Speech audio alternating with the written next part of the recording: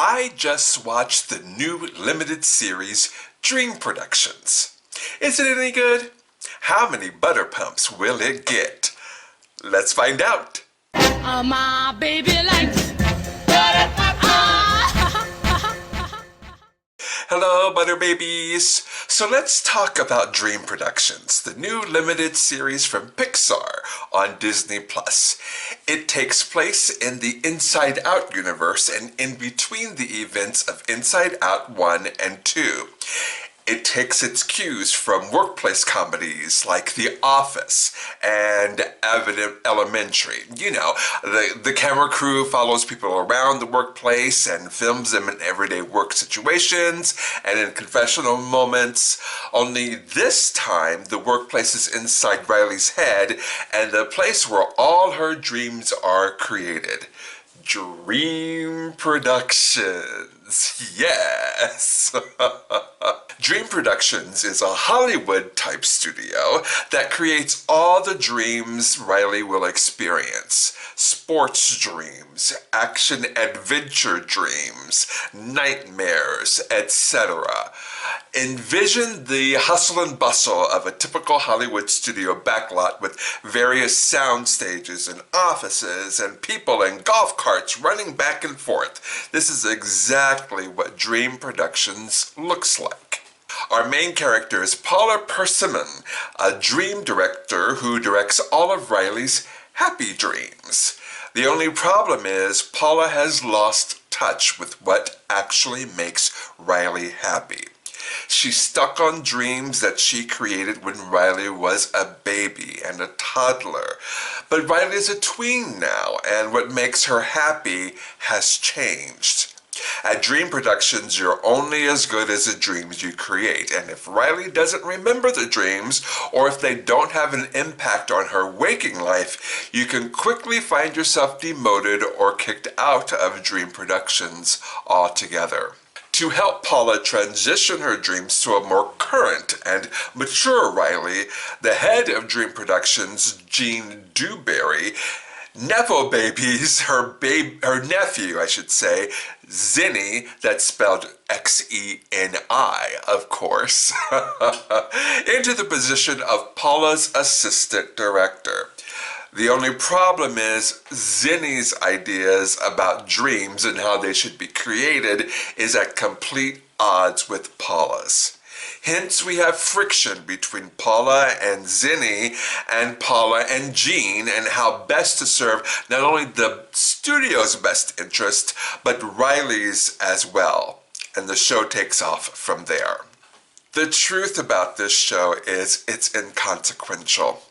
As I said, it takes place between the events of Inside Out 1 and 2. However, it does not add more depth or more meaning to the first movie, nor does it inform the second movie at all. It is very much standalone. So much so, in fact, you really don't even need to see the first or second movie to be fully engaged in this series. And that's an advantage and a disadvantage all at the same time. It's advantageous because if you've never seen Inside Out 1 or 2, this is a really great jumping on point for the franchise. Now, a much better argument would be Inside Out 1 as the best jumping on point, but I digress.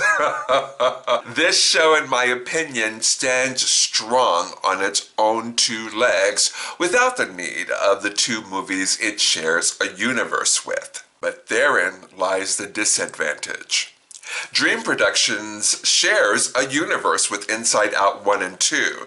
Those who have seen both movies may be left scratching our heads as to the purpose of this show, especially since, as I've said, it does absolutely nothing to add to the franchise. Therefore, what is this show for?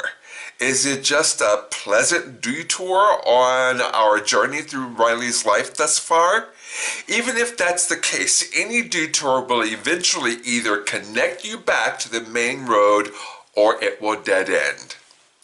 Unfortunately, Dream Productions dead ends and leaves us with nothing to connect back to the main road of Riley's life. That being said, I really did enjoy the show.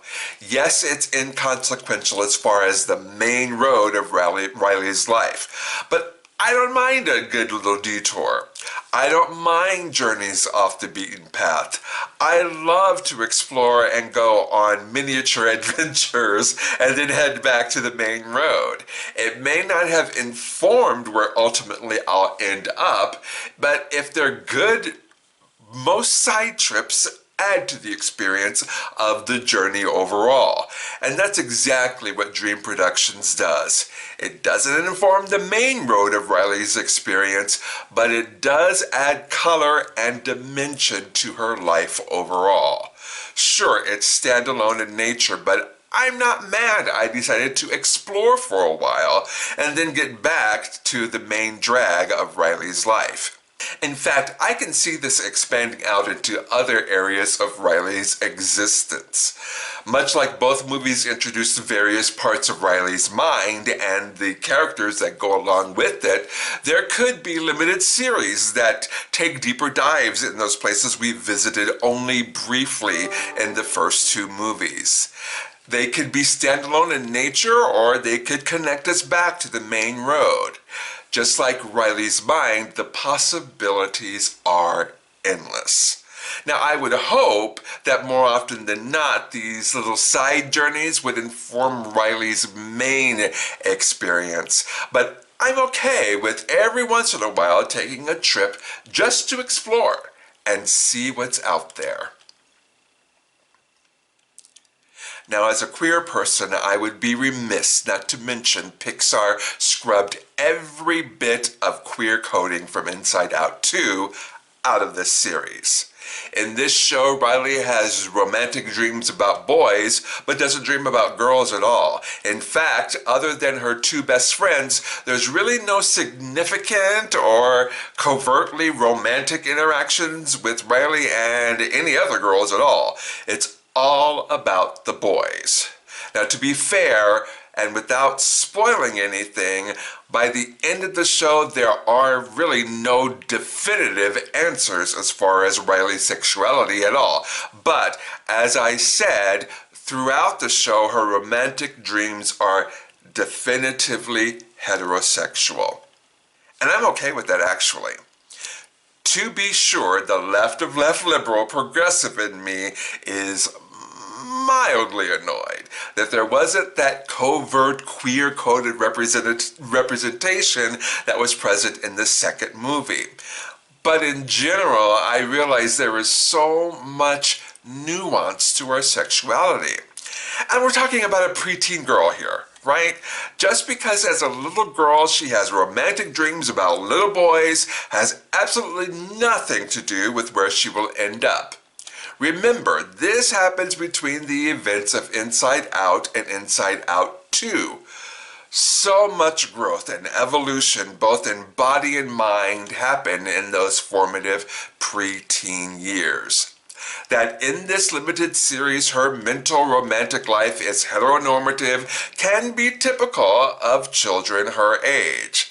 I know it was typical for me, and I'm a big old beau nowadays. So here we are. So how many butter pumps will Dream Productions get? 4. That's right, 4 butter pumps. I encourage anyone going into this show to know it is standalone in nature and does not inform either of the movies. It's just a really fun detour you won't be sorry you took. 4 butter pumps.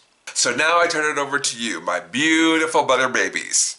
Have you seen Dream Productions? If so, what did you think?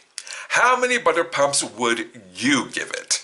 Sound off down below. I want to hear all about it. Thank you so much for watching, liking, commenting, and subscribing.